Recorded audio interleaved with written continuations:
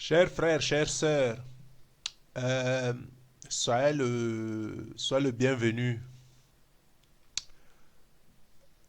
Vous êtes à la quête des informations et de tout ce qui peut vous motiver sur l'événement de tous les temps, à savoir l'enlèvement.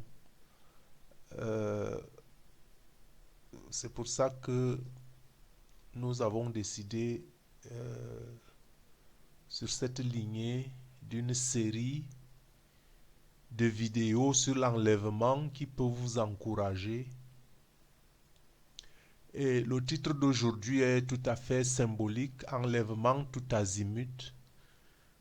C'est en fait un choix au hasard de quelques versets bibliques qui nous parlent des temps de la fin pour vous encourager à persévérer pour ceux qui ont mis leur espérance en Dieu ou alors à emboîter le pas pour ceux qui sont encore à la traîne. C'est en fait une espèce d'exhortation et d'avertissement, je dirais, hein, des événements de l'enlèvement à la tribulation. C'est vraiment tout azimut. On a choisi au hasard. Il n'y a aucun ordre. Vous vous reconnaîtrez. Parce que la parole de Dieu n'a ni début ni fin. Elle vient comme elle vient. Et quand elle est comestible, elle est comestible.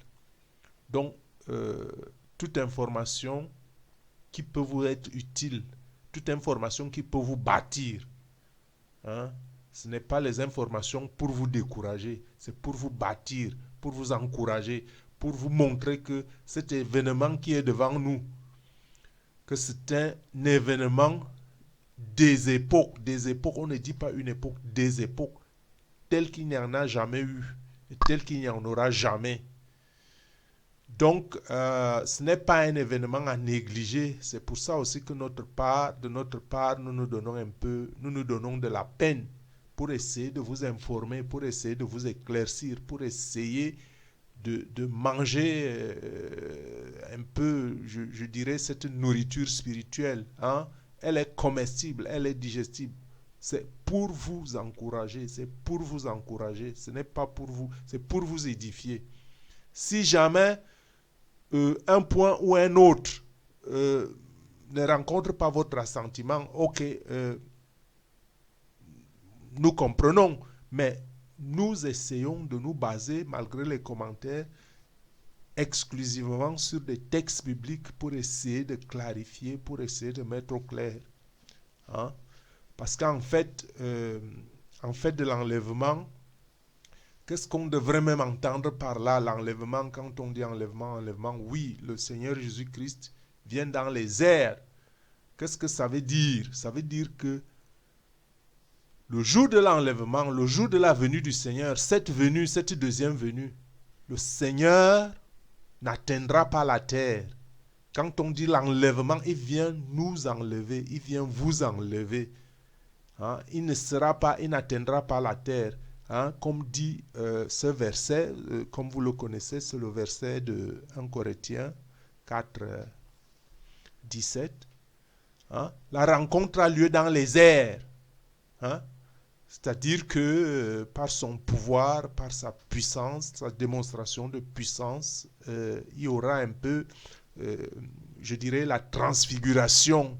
La transfiguration, vous savez ce que c'est. C'est par exemple le mont Tabor. Hein, on a deux exemples de transfiguration dans la Bible. Par exemple, quand Moïse a rencontré l'Éternel au mont Sinaï, quand il est redescendu de la montagne, la Bible dit que euh, son front brillait comme le soleil, sa face brillait comme le soleil. Il était obligé de se bander le visage parce qu'on ne pouvait plus lui fixer du regard. Hein, c'est la même chose, hein, le même symbole. Hein, c'est passé avec Jésus lui-même et c'était au mont Tabor. Hein, au moment où il priait, hein, ses jeunes, ses apôtres, ses disciples l'ont vu, lui, Jésus au milieu, Élie d'un côté et euh, Moïse de l'autre. À cette vue-là, quand Élie et Moïse ont disparu de la vue des jeunes, la face du Seigneur a brillé. Hein, c'est cette fameuse transfiguration, ce qui fait que ce qui est corruptible se transforme en un corps incorruptible. Donc quand on parle souvent de l'enlèvement, on dit l'enlèvement, l'enlèvement. Beaucoup ne comprennent pas. Non, personne n'est monté vivant aux cieux. Nul n'est monté vivant aux cieux. Ce corps-là, ce corps physique que nous avons, il va être transformé d'un corps corruptible, d'un corps matériel à un corps subtil. Hein? C'est ça la transfiguration. Bon, alors, cet enlèvement, qu'est-ce que ça veut dire? Qu'est-ce que ça veut dire? Quels sont un peu, parlons un peu, on a dit tout azimut, ça veut dire que je n'ai pas écrit un texte comme ça en particulier, vraiment, je vous dis la parole qui vient de mon cœur, que le Saint-Esprit m'illumine, hein, pour vous éclairer. Bon, l'enlèvement, ce n'est pas... Bon, il y a ça, oui, ok, on va avec Christ, on va vivre au paradis. Ceux qui sont des élus, qui auront eu cette grâce, qui le méritent. Bon, d'ailleurs même que ce n'est pas un mérite. Hein? Ce n'est pas un mérite. Je crois que nous l'avons déjà dit plus d'une fois. C'est une grâce. Mais la grâce, on ne la donne pas à tout le monde. La grâce, on la donne à ceux qui sont supposés, à ceux qui, disons donc, un mérite, à ceux qui ont le mérite. Mais en fait, ce n'est pas le mérite. Je prends toujours cet exemple, que quand on vous dit préparer un examen, vous préparez un examen, à l'issue de cette préparation, bon, vous passez l'examen, et on dit que serait admis que les élèves, les bons étudiants, ceux qui auront la note 1. Alors l'examen est plus ou moins dur, vous l'écrivez, vous ne savez pas. Le jour des résultats, vous êtes admis. Mais vous n'êtes pas admis parce que vous avez écrit 1, vous êtes admis parce que vous avez écrit 3. Vous avez écrit 3, vous n'êtes pas admis, mais le jury a décidé que qu'on prend au rabais. Vous n'avez pas 1, mais vous avez écrit 3. Bon, donc en fait, c'est le mérite. Parce que si vous n'avez pas mérité d'écrire le 3, vous ne serez jamais admis. Mais comme vous n'avez pas écrit 1, vous ne méritez pas. Est-ce que vous comprenez un peu, vous voyez un peu la nuance? Donc la grâce, c'est que, en fait, Dieu vous donne la grâce, mais cette grâce-là, on ne la donne pas à n'importe qui. On donne la grâce à celui qui aurait essayé de, mais n'ayant pas la capacité en lui-même. Hein? Et c'est là que vient donc la grâce. Et cette grâce-là, c'est donc l'amour de Dieu. Hein? Donc, je reviens à ce que je disais, que l'enlèvement donc consiste à ce qu'on va vivre au ciel avec Jésus-Christ. Et qu'est-ce que cela veut dire? Cela veut dire, en fait, l'enlèvement, c'est une récompense. L'enlèvement, c'est une délivrance. Hein? Hein? La délivrance, hein? On pose les jalons d'un nouveau départ, hein? Dans des conditions peu ordinaires, celles qu'on n'en a jamais connues. D'ailleurs, le Seigneur lui-même dit, pour vous encourager, c'est quelque chose d'extraordinaire, c'est quelque chose que vous ne pourrez pas vous imaginer, ce qui vous attend. Vous qui vous donnez la peine, vous qui portez votre croix, vous qui acceptez votre condition, vous qui acceptez le Seigneur, vous qui l'accueillez, vous qui avez des peines et qui les acceptez, vous qui vivez les injustices et qui prenez ça de bon cœur et savez que Dieu est juste, Dieu saura régler, Dieu saura vous récompenser, Dieu saura restituer ce qui vous a été pris de force, ce qui vous a été pris sans votre gré. C'est une récompense. Pour d'autres, je dirais, je ne dirais pas une punition. Bon, mais néanmoins, quand même, quand on regarde qui est enlevé, qui est transfiguré, bon, ce n'est pas des choses qui arrivent tous les jours.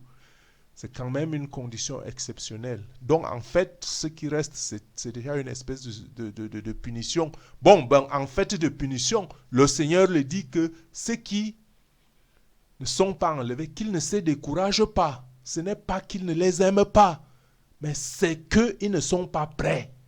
C'est pour ça que nous faisons cette vidéo, pour encourager tous ceux qui sont encore à la traîne, hein, de se donner la peine, hein, d'essayer, hein, de ne pas se décourager. Il n'y a rien qui est perdu. Il y a la grâce du Seigneur qui est là. Il y a sa miséricorde qui est là. Il y a son pardon qui est là. Quand vous essayez, il analysera. Il voit les cœurs, il voit les actions, il voit les motifs. Il jugera. Bon, si vous ne faites pas partie de l'enlèvement, ne vous découragez pas, mais sachez que les temps après l'enlèvement, ce seront des temps durs. Il faut tenir ferme. On en reviendra sur d'autres vidéos à ce sujet. Bon, alors, la première question que nous allons peut-être poser ici, c'est qui sera repris lors de l'enlèvement? Jésus dit clairement à ses disciples, en Jean 14, 3, 4, « Je reviendrai et je vous prendrai avec moi, afin que là où je suis, vous y soyez aussi. Vous savez où je vais, et vous en savez le chemin. » Cela signifie qu'il y a un chemin à parcourir, un chemin qui amène ceux qui y marchent à être pris avec lui, à être avec lui pour l'éternité. Ceux qui aiment Jésus connaissent le chemin qu'ils doivent suivre. Ce sont ceux qui suivent l'agneau partout où il va. Et dans leur bouche, il ne s'est point trouvé de mensonge, car ils sont irrépréhensibles. Ça, c'est ce qui est dit en Apocalypse 14, 4, 5. Ceux qui suivent l'agneau partout où il va, et dans leur bouche, il ne s'est point trouvé de mensonge, car ils sont irrépréhensibles. Ça, c'est Apocalypse 14, 4, 5.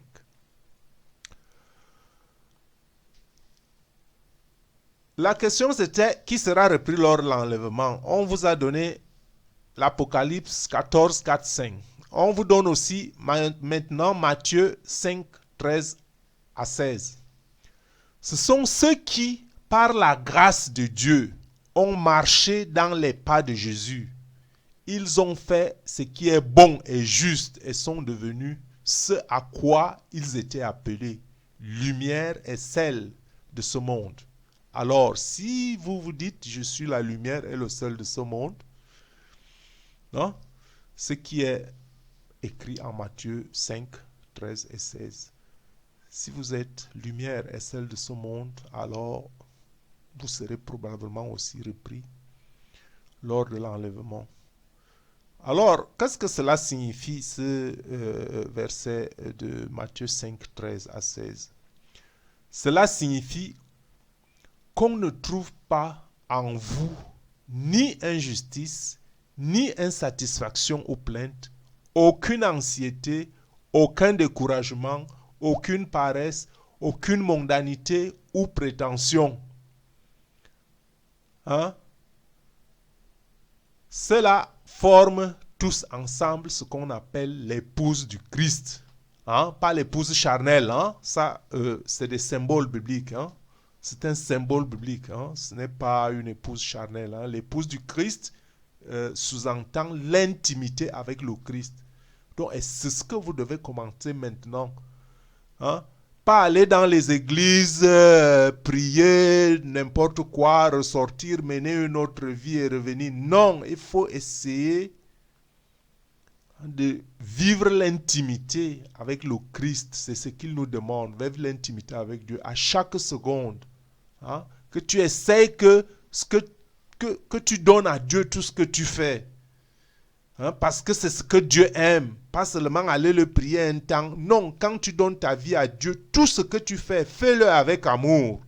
Hein, et fais-le en sachant qu'en appelant Dieu que viens, Christ vient, habite en moi. Et tout ce que je ferai, je le ferai à ton nom. C'est ce que veut Dieu. C'est cette intimité-là qu'on recherche. C'est pour ça qu'on parle d'épouse du Christ.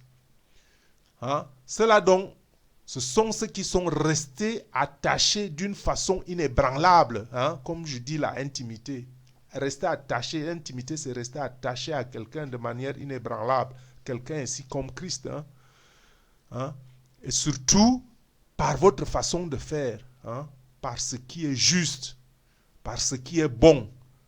Hein? Par ce qui est vrai dans chacune des circonstances. Hein? Des circonstances de votre vie. Pas seulement attendre le dimanche pour aller prier. Pas seulement attendre pour aller à l'église. Non. Vous êtes le temple de Dieu. Et c'est ce temple-là qui célèbre la messe tous les jours. Hein? Par son travail. Hein? Dans votre travail mondain. Hein? Faites-le avec bonne conscience. Sachant que derrière cela, c'est le Christ qui vous a donné cette condition. Hein? Par vos prières, par vos peines, par vos joies. Hein? Hein? Alors, c'est ce qu'on appelle un peu ici l'épouse. Hein? Hein? Bon, de cette manière, donc, ceux-là, ces époux-là, ou bien l'épouse, comme vous voulez, ils sont donc purs et dignes. Hein? Comme je disais, par leurs actions là. Hein? Vous êtes dignes d'être donc l'épouse du Christ. Hein? Et l'époux même, c'est le Christ. Hein? Donc, réjouissons-nous et soyons dans l'allégresse et donnons-lui gloire. Parce que, en fait, de cet enlèvement, on parle de l'enlèvement, on dit l'enlèvement, l'autre terme, c'est les noces. Hein? Parce que quand on vient vous enlever, hein, vous allez assister aux noces de l'agneau au ciel. Hein? Hein? Parce que les noces de l'agneau, hein, le moment est venu. Hein? Et l'épouse est donc préparée. Hein? Préparez-vous, c'est le temps. C'est pour ça que nous sommes là. C'est pour ça que j'ai fait cette vidéo. Pour m'encourager moi-même en premier. Pour vous encourager, vous qui me lisez. Pour vous dire, tenez bon. Même si c'est la difficulté, tenez. La récompense est au bout de l'effort. Hein? Hein? Et comme on dit donc, on revient donc sur un verset public que cette épouse-là, hein, c'est donc revêtue, hein, d'un fin lin éclatant et pur. Hein? Hein? Car le fin lin, ce sont les œuvres justes des saints. Hein? Ça, c'est ce qui est dit là dans le verset d'Apocalypse 19, 7 et 8. Hein? Hein? On a dit le titre, on a dit enlèvement, verset tout azimut. Hein? On vous cite les versets et on essaie d'analyser. Hein. Bon, maintenant qu'on a essayé de voir à travers ces versets d'Apocalypse 14, 4, 5 et en Matthieu 5, 13, 16, aussi bien qu'en Apocalypse 19, 7 et 8, essayons de voir aussi maintenant qui sera laissé lors de l'enlèvement. Qui sera laissé lors de l'enlèvement? Bon, bien sûr, je le dis toujours, je ne choisis personne. Je ne dis pas que vous qui m'écoutez, vous ne serez pas enlevés, l'autre sera enlevé. Non, on essaie seulement de donner des signes, des traits de caractère. Qu'est-ce qu'il faut faire afin que vous vous préparez, afin que vous soyez armés, hein, à affronter cet événement, parce que le Christ viendra comme un voleur. Alors n'attendez pas demain. Hein, y a des gens qui donnent des dates, il y a des gens qui donnent des dates. Bon, je ne peux pas vous donner une date, mais il y a quand même des signes dans la Bible. Et ces signes-là, on les développera dans une autre vidéo. Au cours, ce sera un autre thème au sujet de la date ou quelque chose de ce genre-là. Parce qu'il y a des signes dans la Bible. Et ces signes attestent que ces temps-ci, ce sont les temps de la fin. Ces signes attestent que nous sommes la dernière génération. Hein? Est-ce que notre génération, pas tous, je ne dis pas par là que nous sommes la dernière génération, je ne dis pas par là que, je vais dire par là qu'avant la venue du Christ, une génération repose peut-être sur une tranche d'âge de, je dis comme ça, bon, 50 ans la moyenne. Hein? Il dit une génération repose sur une tranche peut-être de 50 ans. Bon, donc quand on dit notre génération, ça veut dire que on peut déjà affirmer sans équivoque qu'il ne peut plus, y avoir plus de 50 ans avant que le Christ arrive. C'est quand même les affaires de Dieu. On ne va pas... Dieu nous enseigne la patience. On ne va pas prendre ça comme les affaires de 2 jours, de 2 années. Bon, et même si c'était 2 années, le Christ peut toujours venir ce soir, parce qu'il a dit que personne ne connaît la date. Mais au sujet de cela, nous avons fait d'autres vidéos là que vous pouvez aussi voir en ligne là, qui nous donnent approximativement quand est-ce que ce sera. C'est approximatif. Bon, donc, je reviens. Qui sera laissé lors de l'enlèvement? Je disais que c'est des indicateurs. Et ces indicateurs, même si vous tombez sous ces indicateurs, vous vous dites, ah voilà, je me retrouve ici. Qui sera laissé? Je serai. Non, ne vous découragez pas. Saisissez-vous. N'attendez pas demain. Dès ce soir, quelque part dans la Bible, Jésus dit, c'est à moi que cela appartient. Je peux payer l'ouvrier de dernière heure, comme je peux lui donner la même paye que l'ouvrier de première heure. Ça veut dire que quelqu'un peut passer tout son temps à croire en Dieu.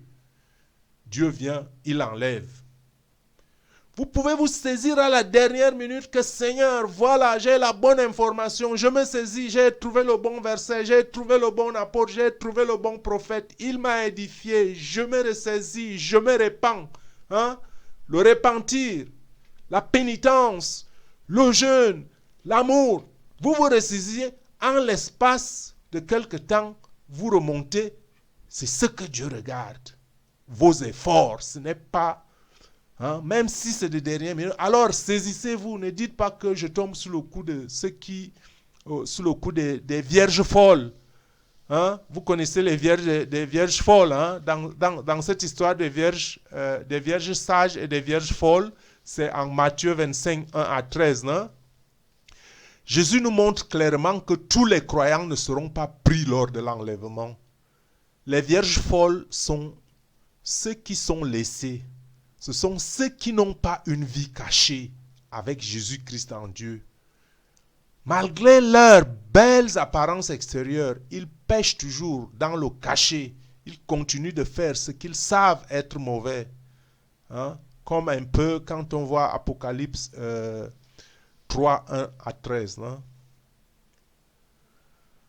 Ils se sont contentés d'avoir un bon témoignage devant les hommes. Ils ont vaincu le péché manifeste extérieur. Ils étaient très actifs dans les bonnes œuvres, par exemple. Mais ils n'ont pas vaincu le péché intérieur. La jalousie, par exemple. Il y a des gens qui sont des bons chrétiens, qui tiennent bien de bonnes choses, qui prêchent même la parole et consorts. Mais il y a toujours quelque chose là. C'est cet ennemi intérieur qui est toujours là, qui nous vainc. Cet ennemi intérieur là, c'est nos passions. Nos passions qu'il faut contrôler. La jalousie, la colère, l'orgueil, ainsi de suite. Donc, ces gens-là se purifient, qui vont faire de bonnes choses. Mais quand vous n'arrivez pas à maîtriser ces choses, parce que c'est des choses qui n'existent pas au ciel. La jalousie n'existe pas au ciel. Être colérique, ça n'existe pas au ciel. L'orgueil, vous le savez, c'est la première attitude du démon qui a fait chuter l'ange de lumière des cieux. C'est l'orgueil. Donc, Jésus vient pour chercher une épouse qui s'est purifiée, une épouse qui est pure aussi de l'intérieur. Une épouse qui brille. Ce n'est pas la belle chaussure, ce n'est pas la belle cravate, ce n'est pas votre beauté physique en premier lieu. C'est cette beauté intérieure que Jésus vient rechercher. Et lui-même qui lit les cœurs, lui, il le voit. Afin, donc, il vient chercher cette épouse qui est pure de l'intérieur, afin de faire paraître devant lui cette église glorieuse. Cette église glorieuse. Quand on dit une église glorieuse, ce n'est pas une obédience particulière. Ce n'est pas l'église catholique, ce n'est pas l'église évangélique, ce n'est pas la vraie église même, c'est le temple de Dieu. Vous êtes une église, le temple de Dieu, le temple du Saint-Esprit. Alors, c'est pour ça que quand vous êtes le temple de Dieu, vous ne pouvez pas être le temple de Dieu et ingurgiter en même temps à vous les mauvaises passions comme la colère, l'orgueil et tout ce qu'on dit. Hein. Donc, on dit cette église glorieuse-là, c'est donc l'ensemble des chrétiens, l'ensemble des cœurs hein, qui se sont donnés à Jésus-Christ en esprit et en vérité, sans tache ni ride, ni rien de semblable, mais sainte et irrépréhensible. Hein? Comme en Éphésiens 5, verset 27. Alors la question c'est, serais-je pris lors de l'enlèvement? Serais-je pris? Moi, hein? Toi aussi, hein? Toi qui m'écoutes, hein? Frères et sœurs. Hein? Bon, alors, qu'est-ce que dit Jésus? Dans Luc 9, 23, il dit, si quelqu'un veut venir après moi, qu'il renonce à lui-même, qu'il se charge chaque jour de sa croix et qu'il me suive. Si quelqu'un veut venir après moi, qu'il renonce à lui-même, qu'il se charge chaque jour de sa croix et qu'il me suive. Luc 9, 23. Est-ce que tu abandonnes ta propre volonté? Renonces-tu à toi-même afin d'être un disciple de Jésus?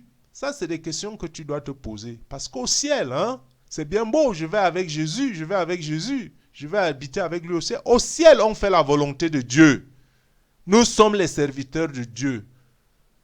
Hein? Même si, quelque part, Jésus dit à ses disciples, vous êtes devenus mes amis, mais nous sommes ses serviteurs. C'est le Créateur. Hein?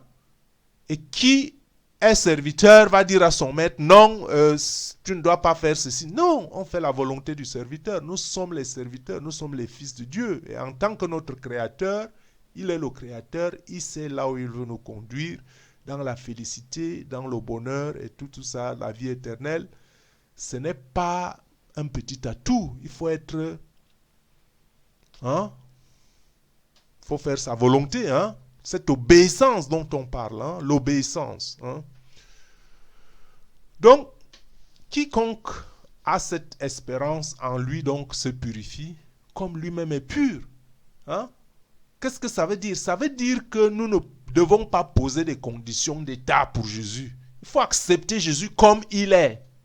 Hein? Qui va vers Jésus l'accepte comme il est. Hein? Ce n'est pas Jésus qui doit nous accepter comme nous sommes. Non, c'est nous qui devons faire cet effort de nous assimiler à ce qu'il est. Quand il vient chercher une épouse, il vient chercher une épouse pure. Hein? Donc, en Jean 1, 3, 3, est-ce que tu fais seulement ce qui est juste, bon et vrai? C'est ce que pourrait se résumer la question. Est-ce que tu te purifies? Est-ce que tu te gardes pur? Est-ce que tu fais ces choses maintenant? Alors, si tu les fais, tu seras pris. Et si tu ne les fais pas, tu peux le commencer maintenant, comme je disais. Ce n'est pas une question, c'est une question de volonté. Je vais atteindre tel but, je me mets en chemin. Il ne faut pas attendre le temps. Il ne faut pas dire je vais renverrai à demain. Commence maintenant. Essaye. Ça vaut le coup. Nous vivons encore sous la grâce de Dieu. Nous vivons le temps de la grâce. Le temps de la grâce, c'est ce temps où Dieu a averti. Vous voyez, depuis un certain temps, depuis certaines années, certains disent déjà que l'Apocalypse est tel jour, donne même la date et consort. Bon, ça c'est bien beau s'ils ont reçu des révélations, je n'en disconviens pas. Mais Jésus donne le temps, il annonce que je vais venir. Ce n'est pas depuis aujourd'hui qu'on le dit. Peut-être que vous avez déjà entendu ça depuis un certain temps. Bon, beaucoup disent, oh, j'entends des choses depuis que je suis jeune. Et ne sait... Non, c'est parce que Dieu donne le temps. Il ne veut pas que quelqu'un se perde. Donc, il donne le temps que vous entendez toujours la même chose, que vous disiez, mais bon. Et vous-même, vous vous rendrez compte que, on dit toujours la même chose, mais que vous, si vous ne vous êtes pas transformé, vous avez perdu votre temps. Donc, ne perdez pas votre temps. Commencez maintenant. Parce que nous vivons sous la grâce. Ce temps qui coule, ce n'est pas que Dieu est lent à venir nous chercher. C'est parce que Dieu regarde. Hein? Il a son livre. Il y a certaines choses qui doivent se dérouler. Il a un certain plan. Et il faut que nous soyons gagnés, que nous ne soyons pas perdus. Parce que s'il vient rapidement maintenant, Est-ce que moi-même qui vous parle, est-ce que je suis sûr que je suis prêt? Non. Je me donne donc le temps et je fais l'effort que bon, le temps qui m'est donné, je vais essayer. Je ne suis pas saint, je ne suis pas pur, mais je vais essayer. Qu'est-ce que je peux faire dans mes actes? Est-ce que je peux essayer de tuer mon caractère colérique? Est-ce que je vais essayer mon orgueil, de le noyer? Est-ce que je vais essayer mon insouciance? Est-ce que mon manque de foi? Chaque jour, essayer de poser un petit jalon là-dessus, hein, vous voyez? Donc, c'est donc ce temps-là qui est le temps de grâce. Profitons-en. Hein, nous pouvons toujours suivre Jésus sur ce chemin, hein, en renonçant en soi-même, hein, et à essayer de vaincre le péché. Hein. Cette vie cachée apporte de la communion avec lui, comme je disais, hein, l'intimité. Hein, hein, et le jour que l'époux descendra du ciel pour chercher ce qui lui appartient, il te reconnaîtra. Il te reconnaîtra. Hein, et ça, c'est dit en Philippiens 3, versets 8 à 10. Hein. Il te reconnaîtra. Donc, ce qu'on dit là, l'enlèvement, le paradis, ce ne sont pas des contes de fées. C'est une réalité incompréhensible pour tous ceux qui ont aimé leur époux, Jésus-Christ, l'époux céleste, au point de vouloir le suivre sur ce chemin qui mène à la vie éternelle. Bon, donc, comme on a dit, le titre, il parle bien. Revenons un peu sur 1 Corinthiens 4, versets 14 à 18, et voyons ce qui est dit là-dedans. C'est un texte biblique aussi, qui est, comme on dit quand on parle de la vie éternelle, comme on a parlé tout à l'heure là, où il est dit que si nous croyons que Jésus est mort et qu'il est ressuscité, nous croyons aussi que Dieu ramènera par Jésus et avec lui ceux qui sont morts. Donc quand on parle de l'enlèvement, là, quand vous lisez ce texte de l'enlèvement, le texte de l'enlèvement dit que les morts ressusciteront en premier. Donc, c'est une vérité que nous faisons nôtre, parce que nous avons la foi. C'est par le biais de la foi, ce n'est pas par le biais de la démonstration scientifique, c'est par la foi. Hein? La foi, c'est que on pense et on croit que la parole qui est dite dans la Bible, c'est la parole de Dieu et que c'est une parole vraie parce que Dieu ne ment pas. Donc les morts ressusciteront. Et au verset 15, on dit, voici en effet ce que nous déclarons d'après la parole du Seigneur. Nous les vivants, restés pour l'avènement du Seigneur, nous ne dévancerons pas ceux qui sont morts, car le Seigneur lui-même a un signal donné à la voix d'un archange et au son de la trompette de Dieu descendra du ciel et les morts en Christ ressusciteront premièrement. Ensuite, nous les vivants qui serons restés, nous serons tous ensemble enlevés avec eux dans les nuées. C'est ce que je disais tout à l'heure, on sera enlevés dans les nuées parce que c'est l'enlèvement. Le Christ ne vient pas encore sur terre. Le Christ reviendra sur terre pour le règne du millénium. Il ne faut pas confondre les choses. Il y a d'abord enlèvement, il nous enlève, c'est une espèce de transfiguration. On ne monte pas aux cieux avec un corps de matière. Hein? On monte avec un corps spirituel, donc on sera transfiguré, on monte et on rencontre Jésus dans les nuées, dans les airs, comme dit la Bible. C'est la troisième venue de Jésus-Christ où il viendra donc régner sur terre. C'est à ce moment-là, ça c'est autre chose. Mais cette fois-ci, la rencontre a lieu dans les nuées, à la rencontre du Seigneur, comme dit dans le verset, dans les airs. Et ainsi, nous serons toujours avec le Seigneur. Consolez-vous les uns les autres par ces paroles. Et c'est ce que je fais. Hein? J'attends cet enlèvement, vous attendez cet enlèvement, nous attendons cet enlèvement, nous prions le Seigneur Jésus, nous le prions ici avec vous ensemble, qu'il nous pardonne nos péchés, qu'il nous éclaire, qu'il nous compte parmi les siens, et le jour qu'il arrivera, qu'il nous prenne avec les siens, qu'il nous transforme, qu'il nous purifie, qu'il nous donne la grâce maintenant d'essayer de le suivre, même si c'est dur. Hein? Et c'est cette consolation-là que je vous apporte donc. Bon, passons alors, lisons encore un peu un autre verset là, tout azimut. C'est le 24, Matthieu 24, 31, où il est dit presque la même chose, ce que nous venions de signaler tout à l'heure. Il enverra ses anges avec la trompette retentissante et ils rassembleront ses élus des quatre vents depuis une extrémité des cieux jusqu'à l'autre. Qu'est-ce que ça veut dire? Ça veut dire que l'enlèvement, c'est un événement mondial. L'enlèvement, c'est un événement mondial et l'enlèvement sera public. Ce ne sera pas seulement ceux qui seront enlevés. Tout le monde verra cet événement et il sera mondial.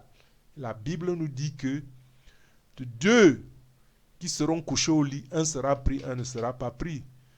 Ce n'est pas l'injustice, hein, c'est la justice. Hein. Dieu voit qui est sien, Dieu voit qui lui appartient. Et une fois de plus, je dis que celui qui n'est pas pris, qu'il ne dise pas que l'amour de Dieu ne le couvre plus. C'est seulement qu'il n'a pas été prêt. Hein. Qu'il n'y ait pas... Hein, il faut... Ces petites choses-là, il faut toujours les préciser. Hein. Hein. La Bible dit que de deux femmes qui mourront, une sera prise et l'autre ne sera pas prise. Hein. Hein, ce sera qui se serait préparé, hein, sur qui la grâce serait tombée. Hein. Bon, lisons un autre texte biblique intéressant dans la lignée, c'est celui de Jean 28, qui nous dit donc que ne vous étonnez pas de cela, car l'heure vient où tous ceux qui sont dans les sépulcres entendront sa voix. Hein? Ce texte biblique confirme aussi ce que nous avons déjà dit là en 1 Thessaloniciens 4, 15 à 18, hein? Que les morts ressusciteront en premier, parce que les morts, ce sont ceux-là qui sont morts, hein, pour le Christ, hein, les martyrs. Hein, ils sont morts pour la parole de Dieu. Hein. Bon, peut-être me direz-vous, moi je ne suis pas martyr, je ne proclame même pas la parole. Non, ce n'est pas, il y a des degrés, hein, il y a des degrés de croyance, il y a des degrés de foi. Hein, tout le monde ne peut pas croire en Dieu de la même manière. D'ailleurs, nous ne recevons pas tous la même mission. La seule chose, c'est d'avoir la ferme espérance en Jésus-Christ et essayer de le suivre, quel que soit votre niveau. Hein? Bon, lisons un peu maintenant un autre verset relatif à cet enlèvement-là. Hein, c'est en 1 Corinthiens 15, 52, 53. Hein? En 51, commençons même par 51. Voici, je vous dis un mystère. Nous ne mourrons pas tous, mais tous, nous serons changés. Hein? Tu vois, c'est ce que je disais, nous serons changés, c'est un peu ici ce qu'on appelle là, c'est cette transfiguration, hein, parce qu'on ne monte pas avec le corps physique au ciel.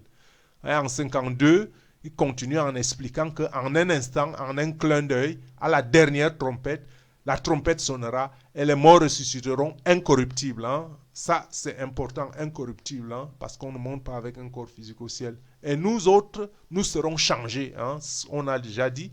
Car il faut que ce corps corruptible revête l'incorruptibilité et que ce corps mortel revête l'immortalité. Hein? Parce que quand on dit vivre l'éternité, on ne vit pas l'éternité avec un corps corruptible, on ne vit pas l'éternité avec un corps mortel. On revête l'immortalité pour vivre éternellement. Hein? C'est quelque chose de joyeux. C'est pour ça que je vous dis, même si ça vous coûte quoi, hein? Vous pouvez vendre tout ce que vous avez pour saisir cette occasion. Je parle de vendre maintenant dans le cadre de votre comportement, dans le cadre de la mission, hein, de Jésus-Christ, de prêcher sa parole, de l'amour, le jeûne, de vous sacrifier. Hein, hein, hein. Vendez vos mauvaises habitudes et échangez-les avec les bonnes. Hein, et suivez le Christ. Hein, et c'est ce qu'on appelle ici la croix. Ce n'est pas que vous allez acheter une croix maintenant pour la porter ou bien que vous allez acheter... Non, dans votre condition humaine, essayez de vous... de mourir en vous-même, hein, hein, pour vivre en Christ. Hein, hein. Et lisons cet autre texte de Daniel 12, 1 à 2. Hein, hein. Daniel, vous savez, Daniel est un prophète qui a des siècles longtemps auparavant. Et nous reviendrons d'ailleurs sur ce prophète Daniel pour essayer de voir à propos de la date de la fin et puis essayer de nous situer dans les époques là. Mais pour le moment, restons à Daniel 12, 1, 2, où elle dit, en ces temps-là se révélera Michael, le grand chef, le descenseur des enfants de ton peuple, et ce sera une époque de détresse, telle qu'il n'y en a jamais point eu de semblable depuis que les nations existent jusqu'à cette époque. En ce temps-là, ceux de ton peuple qui seront trouvés inscrits dans le livre seront sauvés. Plusieurs de ceux qui dorment dans la poussière de la terre se réveilleront, les uns pour la vie éternelle et d'autres pour l'opprobre, pour la honte éternelle. Hein? Comme notre titre disait, verset tout azimut, hein? On a vraiment choisi quelques versets parmi tant d'autres qui traitent de ce sujet d'actualité de l'enlèvement. Et vous voyez donc, comme on a dit que le but, l'objectif, c'est quoi?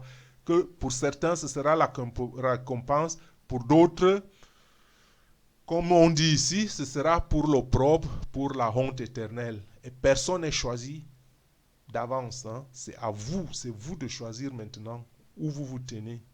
Hein? J'accepte le Seigneur, je ne l'accepte pas. Parce que le Seigneur ne peut pas vous enlever si vous ne l'acceptez pas, si vous ne faites pas sa volonté, si vous n'êtes pas obéissant, si vous n'essayez pas de vous purifier. Hein, si vous n'essayez pas de vivre la sainteté, je sais que tout cela est difficile en tant qu'homme, mais essayez. On dit essayez. Hein, c'est comme un enfant, un bébé tout né là, il ne peut pas marcher, il ne marche pas du jour au lendemain. Il fait le premier pas, il fait le second, le premier, il fait le second, il tombe, il se relève, il tombe, et jusqu'au jour où il court. Vous voyez? C'est ça. Ce n'est pas que Dieu est le Dieu juste, ce n'est pas que Dieu choisit certains et ne choisit pas d'autres. Non, Dieu voit l'effort que nous fournissons. Ce n'est pas que nous qui parlons, ou moi qui vous parle, que nous sommes des saints, que nous sommes meilleurs. C'est juste l'effort. Hein?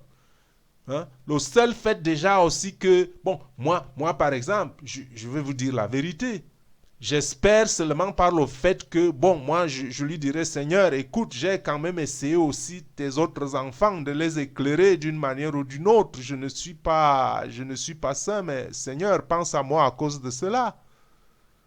Hein?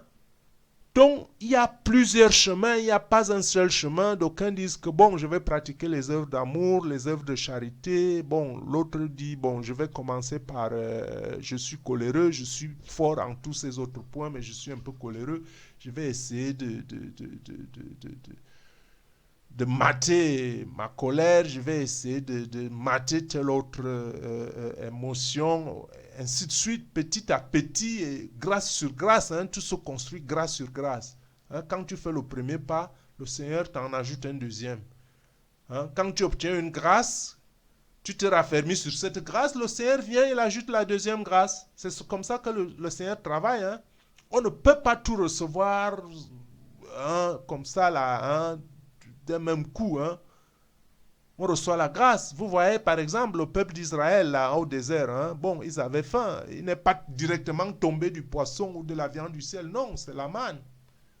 Hein, l'essentiel, la substance pour qu'on vive. Hein? Bon, donc, vous voyez donc que, par exemple, le psaume 73, 19, il dit, et quoi, en un instant, les voilà détruits, ils sont enlevés, anéantis par une fin soudaine. Alors, le Seigneur vient comme un voleur. Hein? L'enlèvement, ça signifie ce que ça signifie. En un instant, vous êtes transformés, vous êtes partis, tout comme les autres, en un instant, en un clin d'œil. Ça, c'est la puissance de Dieu. Hein? Bon, en 2 Pierre 3, 10, qu'est-ce qu'on dit là? On parle là du jour du Seigneur. Hein? Hein, le jour du Seigneur, là, il faut sous-entendre aussi là l'enlèvement, hein, quand les choses arriveront. Hein. Le jour du Seigneur viendra comme un voleur, comme je disais tout à l'heure. En ce jour, les cieux passeront avec fracas, les éléments embrassés se décideront, et la terre avec les œuvres qu'elle renferme sera consumée. Hein, c'est ça aussi c'est clair. Hein. Le Seigneur viendra comme un voleur. Hein. Hein, la récompense pour les uns et le châtiment pour les autres. Et voyons un peu en Luc 17, 34 à 36, qu'est-ce qu'on dit en 34? Je vous le dis, en cette nuit-là, de deux personnes qui seront dans un même lit, l'une sera prise et l'autre sera laissée. J'en ai parlé un peu plus haut. De deux femmes qui moudront ensemble, l'une sera prise et l'autre sera laissée. De deux hommes qui seront dans un champ, l'un sera pris et l'autre laissé. Ce n'est pas la providence, ce n'est pas la vengeance, c'est un problème de foi. C'est le temps maintenant, le temps de la grâce. Hein? C'est à vous de décider de faire le premier pas. Commencez de ce soir. S'il vient demain, il trouvera que, ah ben voilà, il veut faire quelque chose. Jésus, Dieu, lit le fond de votre cœur. Il voit quelle est l'intention qui vous anime. Hein? C'est le Dieu juste, c'est le Dieu de justice. Hein? Ne dites pas que oui, il a pris l'autre, il a laissé l'autre parce qu'il aime l'autre. Non, Dieu aime tous de la même manière. C'est comme le soleil qui brille. Le soleil brille sur les bons et sur les mauvais. C'est comme ça l'amour de Dieu. L'amour de Dieu, la grâce de Dieu descend partout. En tout un chacun. À vous de la saisir ou de ne pas vouloir la saisir. À vous de vous étaler au soleil, à vous d'aller à l'ombre, à vous de vous protéger, à vous. C'est à vous. C'est à vous. Mais il est Dieu, il est le Créateur, il sait ce qui vous anime. Voyons un peu maintenant tout azimut, Apocalypse 1, 6 à 8, ou à 6, qu'est-ce qui est dit? Et qui a fait de nous un royaume? Et qui a fait de nous un royaume? Hein? Qui a fait de nous un royaume? Je dirais, qui a fait de nous une épouse? Hein? Bon, lisons le verset en entier. Et qui a fait de nous un royaume? Des sacrificateurs pour Dieu son Père. À lui soit la gloire et la puissance au siècle des siècles. Amen. Hein? La puissance de Christ. Hein? Le jour viendra. Nous, vous êtes ici dehors. Bon, peut-être même que les gens s'en moquent. Hein? Bon, ceux qui s'en moquent, ils ne savent pas ce qu'ils font. Hein? Et je vous assure, hein, leur moquerie se transformera en plainte. Hein? Parce que le Christ, c'est le Dieu patient. Le Christ, c'est la puissance. Hein? Et il démontrera ce jour-là sa puissance. Hein? Et voici, comme dit le verset 7, voici, il vient avec les nuées. Et tout œil le verra. Je l'ai dit tout à l'heure que l'enlèvement sera un événement mondial. Ce sera un événement public. Le verset de Apocalypse 1, 7 nous le confirme. Que, et tout œil, on ne dit pas seulement l'œil des croyants, on dit tout œil le verra. Même ceux qui l'ont percé, même ceux qui l'ont cloué, hein, ils le verront. Et toutes les tribus de la terre se lamenteront à cause de lui. Hein. Oui, amen. Je suis l'alpha, je suis l'oméga, dit le Seigneur Dieu. Hein. Je suis le premier, je suis le dernier, hein, dit le Seigneur Dieu. C'est lui qui est, qui était et qui vient, le Tout-Puissant. Hein. C'est par ces mots que se termine ce verset de l'Apocalypse. Hein. Considérons maintenant Zacharie 12, 10. Hein. Qu'est-ce que Zacharie 12, 10 dit? Il dit, alors je répandrai sur la maison de David et sur les habitants de Jérusalem un esprit de grâce et de supplication. Et ils tourneront les regards vers moi.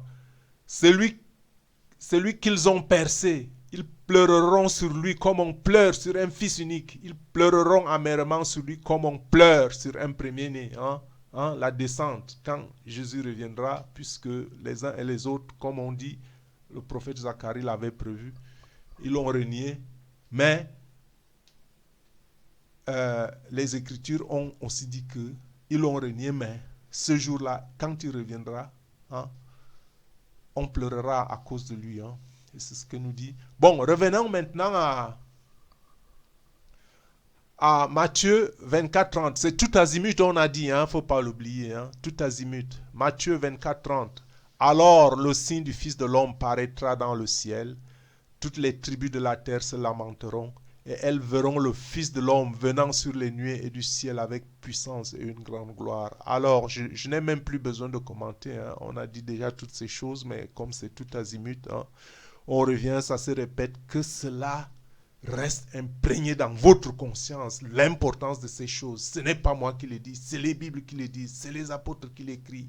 Ce sont les prophètes qui l'ont prédit des siècles auparavant, hein, avant que vous et moi nous fussions créés. Hein. Alors on continue maintenant, on voit dans Marc 13, 26, et il dit la même chose. Alors on verra le Fils de l'homme venant sur les nuées avec une grande puissance et une grande gloire. Alors pour nous, l'enlèvement n'est même plus une histoire de doute, hein. C'est juste une histoire de temps. Quand, hein? Et je dis que, bon, nous ferons d'autres vidéos à ce sujet. Hein. Bon, Luc 21, 27. Ah, il répète la même chose. Tous disent la même chose. Alors on verra le Fils de l'homme venant sur une nuée avec puissance et une grande gloire. Hein. C'est pratiquement, Luc 21, 27, c'est pratiquement la répétition de Marc 13, 26. Hein. Voyons maintenant Jean 19, 37, qu'est-ce qu'il dit? Et ailleurs, l'Écriture dit encore, ils verront celui qu'ils ont percé. Hein? Celui qui ont percé, verset s'adresse particulièrement aux Israélites d'antan, hein? Parce qu'on dit que les morts ressusciteront. Hein? Et par ailleurs, l'Écriture dit encore, ils verront celui qui l'ont percé, hein? Parce que lui, il revient, hein? Bien vivant, hein? Et tout puissant et dans la gloire. Hein? Voyons maintenant Ésaïe 19, 1. Ah, bon, qu'est-ce qu'on dit là? Ésaïe 19, 1. Oracle sur l'Égypte. Voici l'Éternel est monté sur une nuée rapide. Il vient en Égypte et les idoles de l'Égypte tremblent devant lui et le cœur des Égyptiens tombe en défaillance. Hein? Hein? C'est symbolique. Hein? Hein? L'Égypte aujourd'hui, c'est le peuple des incroyants. Hein? Et puis, bon, on verra donc le Seigneur qui vient, hein, monter sur une nuée rapide. Hein. Il vient, il descend, hein, sur terre, hein, pour prendre son épouse. Hein. Et puis, les incroyants, hein, c'est ce qui est représenté un peu dans cet oracle d'Égypte ici, là, en Isaïe 19, hein, que les idoles d'Égypte trembleront, c'est-à-dire que c'est comparativement au temps moderne, les incroyants, hein. Hein, et leur cœur tombera en défaillance parce que tout élevera. Et que dit Daniel 7.13? Hein? Il dit, je regardais pendant mes visions, parce que Daniel avait eu des visions nocturnes, hein, où il lui a été dit d'écrire et il a prédit des choses pour des temps futurs. Hein.